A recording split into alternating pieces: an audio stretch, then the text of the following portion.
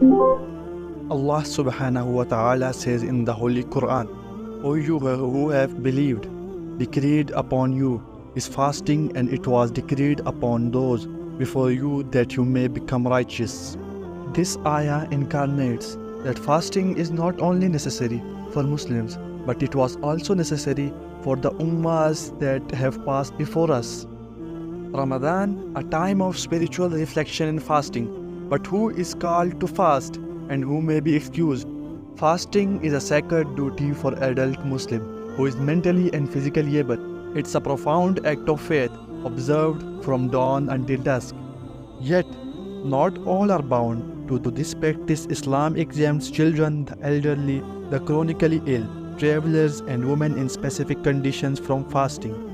Those unable to fast are encouraged to offer charity or make up the fast later. This flexibility reflects the compassion at the heart of Islam. As the day concludes, the essence of Ramadan is evident. It's a time for community, not hardship. Ramadan Mubarak to you all.